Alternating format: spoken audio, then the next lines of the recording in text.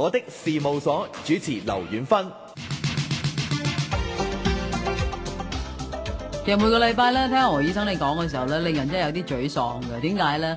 似乎更年期冇一樣係好嘢嚟嘅。除咗如果你有子宮肌瘤嘅話，或者腺瘤嘅話咧，你會有機會將嗰個嘅肌瘤係收縮翻之外咧，女人就睇唔到有啲咩好處嘅。黃醫生，我都諗唔到有第二個好處啊！真係。咁所以我哋要急起直追啦，當然係嘛，即係有啲咩方法可以令到自己嗰種辛苦冇咁犀利啦。同埋另一樣嘢，呢個都係真嘅，黃醫生。當然唔係每一個更年期嘅女士或者男士咧，佢感覺到自己咁大變化嘅喎。呢個又同乜嘢有關呢？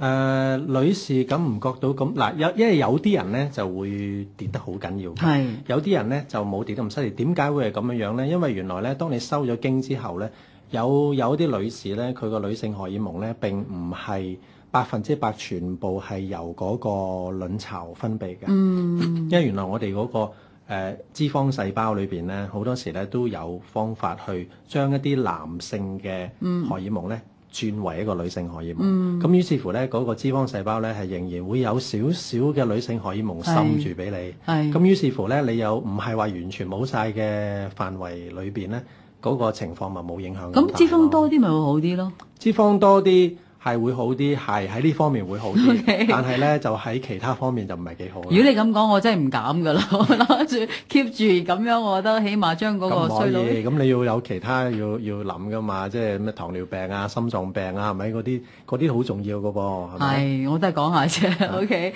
好咁啊，當然另一方面我哋講到治療啦，即係如果你話真係呢啲女性或者男性荷爾蒙跌嘅時候，係咪我哋真係應該係講係補充翻佢啦？適當補充啦，或者有需要嘅人就補充啦。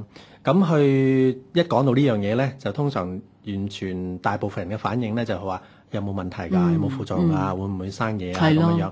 咁點樣去減低呢個風險咧？咁啊，第一當然要睇睇你個家族上有冇啲咁樣嘅咩乳癌啊，或者有冇啲咁樣嘅問題啦。如果有咧，真係要去做一個好仔細嘅評估，譬如話喺個基因評估咧，可以幫到我哋咧去睇下你有冇遺傳過一啲咁樣嘅唔好嘅基因啦，會加大咗嗰個風險啦嚇。咁呢啲係可以做到嘅，現時已經。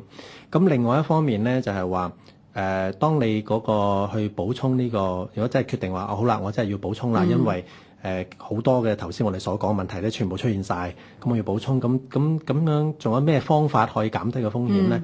減低風險方法咧，就現時咧就比較新嘅補充方法咧，就盡量係唔好食噶啦，就係用一啲茶嘅方法嚇。咁呢個就茶啲荷爾蒙，茶嘅荷爾蒙。咁呢個咧就係暫時嘅數據咧，就係俾一啲食嘅荷爾蒙係優勝嘅。同埋咧，佢點解咧？最主要就話佢係好多時呢啲所謂嘅天然荷爾蒙，天然就唔係話真係嗰啲豆做出嚟嗰啲叫天然啦，而係咧只不過係經過藥廠嘅提煉，去令至到佢嗰個裏邊嗰個荷爾蒙咧，嗰個同人體做嗰個一模一樣。咁呢個就一個天然嘅定義。但係點解可以茶可以吸收得到嘅荷爾蒙咁奇怪？茶絕對可以吸收得到嘅，因為嗰個荷爾蒙嗰個組織唔係好大。咁如果經過一啲嘅特別嘅啫喱嘅製造過程咧，你可以經過皮膚吸收咗落去個血液裏邊。如果平時我哋搽會唔會啲皮膚都滑啲咧？呢個當然啦，一定會㗎。等我問下黃醫生借出嚟搽先。好咁啊，我哋當然有好多嘅資料仲可以慢慢再講啦，好嘛？咁但係喺呢個時間咧，我必定要聽下聽眾嘅問題先，好嘛？咁啊，提醒大家啦，要今晚當然今晚我哋聽唔晒你嘅電話㗎啦。就住喺衰老方面嘅問題咧，你想問下黃醫生嘅話咧，歡迎你繼續打電話嚟㗎，好嘛？我哋會跟進嘅。咁啊，提醒大家電話號碼咧就係1834104，1834104嘅。張女士你好嘛？係張女士請講啊。係你哋好。你好，有黃醫生喺度。黃醫生。冇啊，我咧就想問一問，即係更年期嗰啲咧，係咪真係咁難度過嘅咧？你而家係咪正處於呢個階段？因為你準備迎接佢嘅來臨。我已經收咗經3個月㗎啦。係。咁之前咧都已經有憂鬱，即係以為自己係壓力影響啦。咁就睇咗醫生幾年㗎啦都。咁但係都唔係幾，即係情緒都係好波動咯。係嗱，咁基本上咁咧，頭先嗰個問題就話係咪個個人到個更年期都係咁咧？其實就唔係嘅。頭先我哋解釋咗點解有啲人會差啲，有啲人會好啲。咁但係如果你喺呢個範圍裏邊，即係話真係更年期啦，而你感覺到個變化，而呢個變化咧就頭先我哋所講嗰啲啊，譬如情緒上波動啊，或者係焦慮啊等等呢啲嘢真係越嚟越差嘅話咧，可能咧你會對於一個荷爾蒙嘅補充咧會有一個好正面嘅幫助㗎。係啊，我都問過醫生㗎啦，佢話要停經半年之後先至可以俾我食荷爾蒙藥。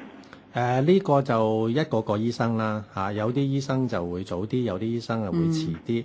咁呢個就個理論係乜嘢咧？即係譬如話喺個時間上面，無論係幾多個月都好咯，點解我要一段時間先至可以補充咧？我就覺得咧，譬如我本身去俾呢啲荷爾蒙咧，我就唔會等到嗰個真係停晒或者係半年，因為如果你話理論上係咪應該真係更年期之後先至俾咧？有啲醫生會咁講啦。咁但係更年期定義係其實冇經一年啊嘛。咁即係如果你半年其實都唔一定係收晒經嘅喎，理論上。咁但係嗰個理論就係話，如果你真係證實你收經啦，即係完全冇晒啦，咁我俾，咁呢個係一個好正確嘅方法。咁但係通常我俾與唔俾決定咧，就唔係睇你係咪真係收咗經幾多個月咯，而係你有冇個問題喺度咯。你有個問題，而你用咗呢啲嘢又係得益嘅，咁我睇唔到點解你要捱半年至。但係我想問下咧，即係通常即係當醫生去俾或者唔俾嘅時候咧，其實基本上佢有冇啲測試可以做㗎？絕對有嘅，因為你個血液裏邊你已經睇到